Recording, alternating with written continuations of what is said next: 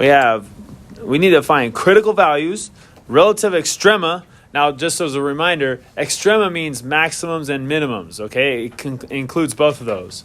And absolute extrema, and we also need to find intervals of increasing or decreasing. Look at all these things that we have to find.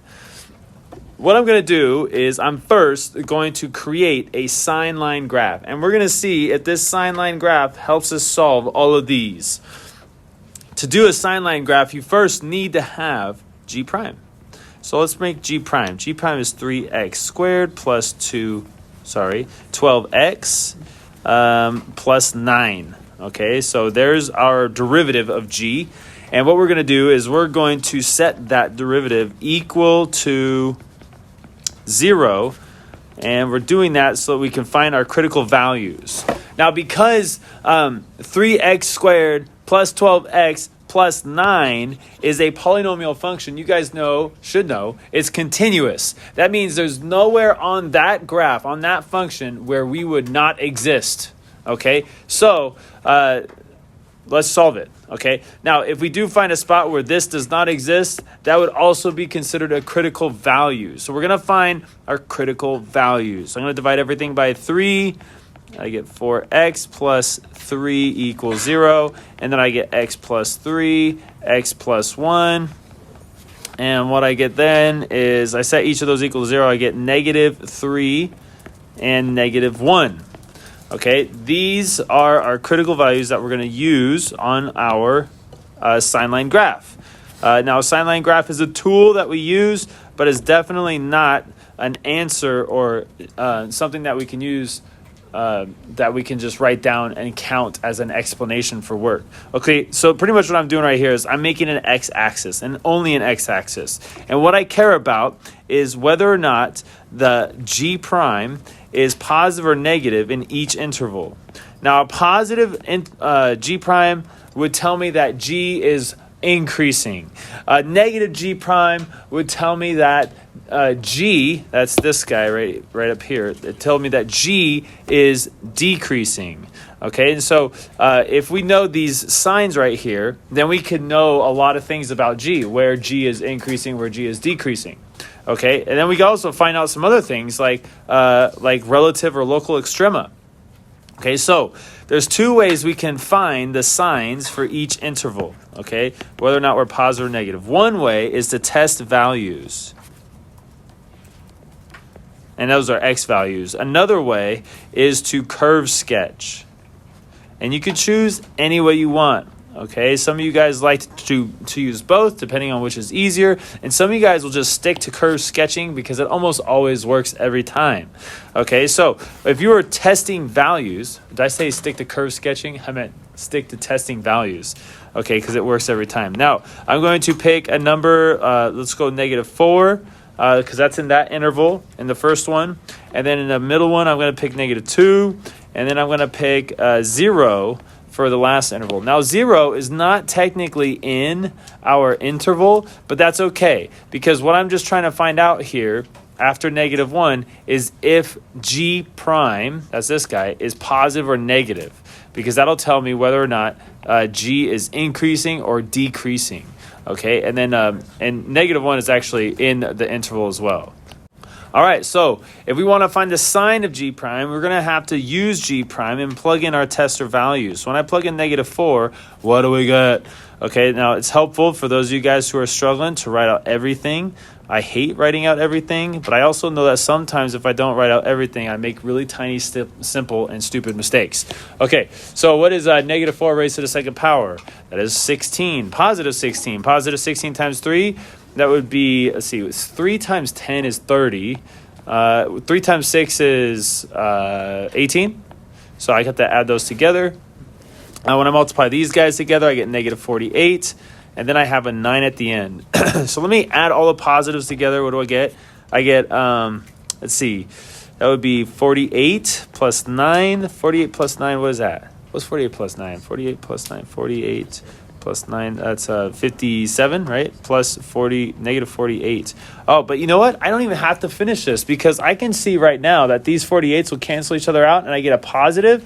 So that means right here in this interval before the -3, F or G prime is positive. So we would put a positive sign right there.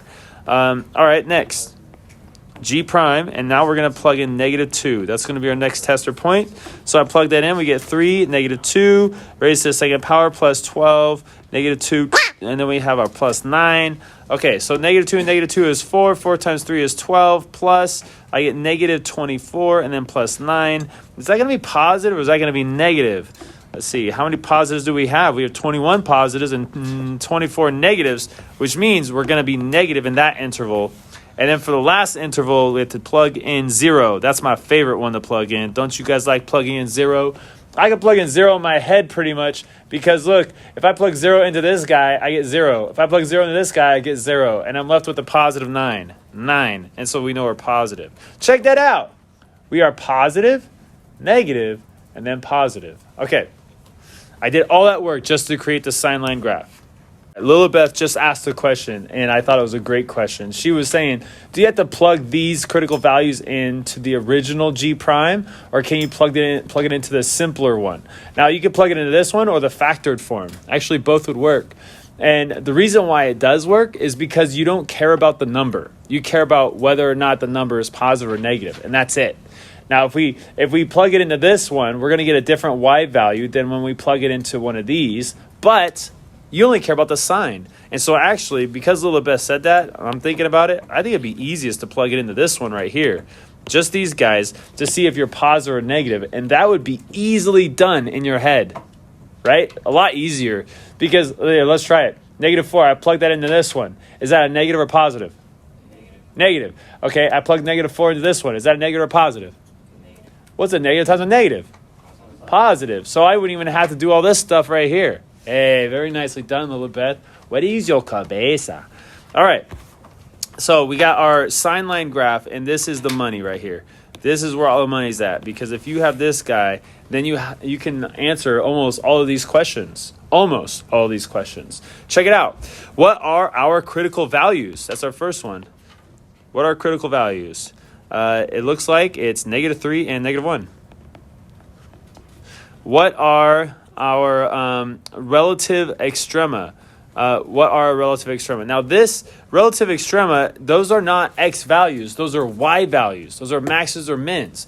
Do we have our relative extrema on this line right here? No, we don't. But we do have possible locations of where relative extrema could be.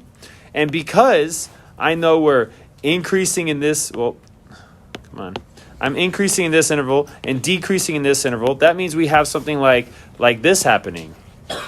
And so we have a relative maximum right there. And because we're decreasing in this interval and then increasing in this interval, that means we have a relative minimum right here. So if we wanted to find the relative extreme values, we would have to find the y values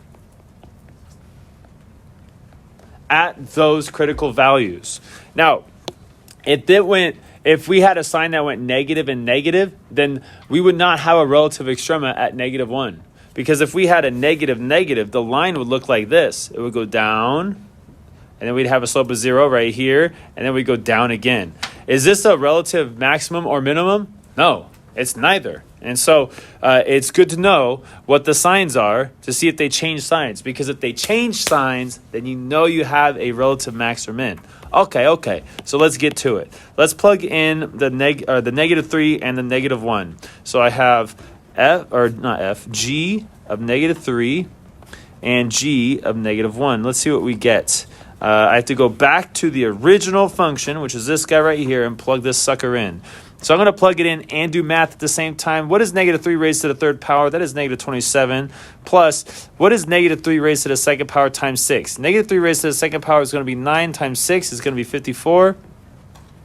And then the last one, I have 9 times -3, which is -27. Hey, -27 is -54. What is our result? 0. Okay, so we found one of them. We found one of the extrema. And I know he's one of the extrema because the sign changes right where he's at. Okay, now we plug in -1. We plug in -1, what do we get? And I'm going to do this one in my head as well. I plug in -1 right here, I get -1. I plug in -1 right here, I get +6. I plug in -1 right here, I get -9. And so my answer is -4. So our other extrema is -4. And we know that this one is going to be a max, and this one's going to be a min because of the signs right here. Because we're going plus, then minus, we're going increasing, then decreasing on G at -3, we know that this is a max. In fact, I don't know if you guys noticed this. This is G right here. I graphed it. I just didn't tell you guys. So here's G right here. This is the graph of G, and I don't have the X and Y axes on there. But we do know a couple things. We can label some stuff. This right here and this guy right here, we know that this is -3, 0, and this is -1, -4. Okay. The Y values are the extrema, max or min, and the X values, those are your critical values. Okay, so we found relative extrema, we found critical values. What about absolute extrema? Well, we're almost there. We were able to see or able to find local extrema or relative extrema.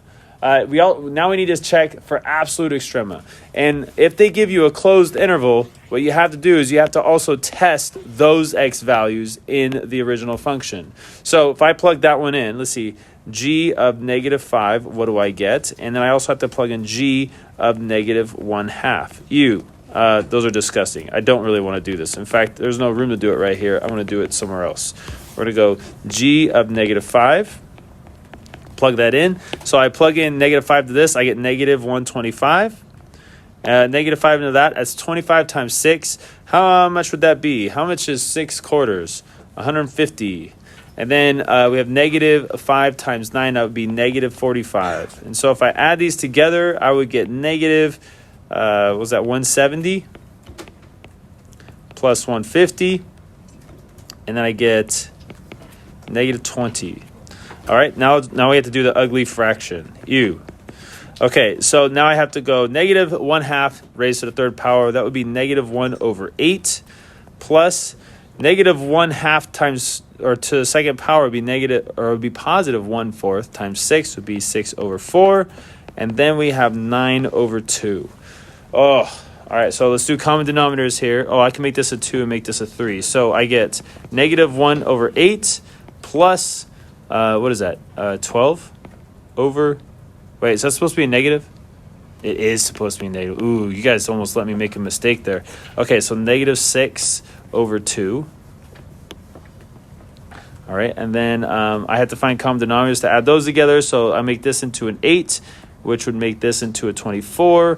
So it'd be -25/8, which would be, as a mixed number, that would be -3 1/8. Okay, so check out those numbers. We have that Y value, this Y value, this Y value, and this Y value. Which of those is the smallest? The absolute minimum. Is it the 0, the -4? Is it the -20, or the -3 1/8? -20. So that's one of our answers. Our -20 is a relative or absolute extrema. And which one is the max? So this one was the min. Which number is the max? Is it the 0, the -4, the -20, or it's the 0. So this is our max. Okay. Now remember, when calculus problems say where, you don't want to give the Y values. You want to give the X values. And then I could also add to my graph over here. I can say this endpoint right here I know is -1/2, and we get -3 1/8. And this endpoint down here is -5, and we get -20. So visually, it's pretty clear that this guy right here is the absolute max, and this guy down here is the absolute min. But we don't always have the graph in front of us, which is why we also want to know how to just plug in the values and find our Y's to be able to find the absolute extrema. All right, last one, intervals of increasing or decreasing. Now we could look at this graph right here and see very clearly and easily that the increasing interval is right here and right here. and our decreasing interval is right here. Okay, so we have increasing interval, decreasing interval, and increasing interval. Where's the other place where we can see where we have increasing and decreasing intervals? Anybody? Anybody know? Nobody? Right here. And right here. Okay, we can use our sine line graph to know where we're increasing and decreasing.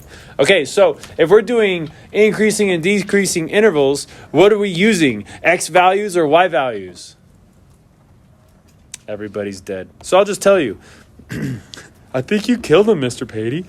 Negative infinity to positive 3 and negative 1 to positive infinity, that's increasing. Decreasing would be just that interval from negative 3 to negative 1. And that's it. So we were able to do most of our stuff with the sine line graph, with the exception to the absolute extrema. With the absolute extrema, we had to plug in the endpoints.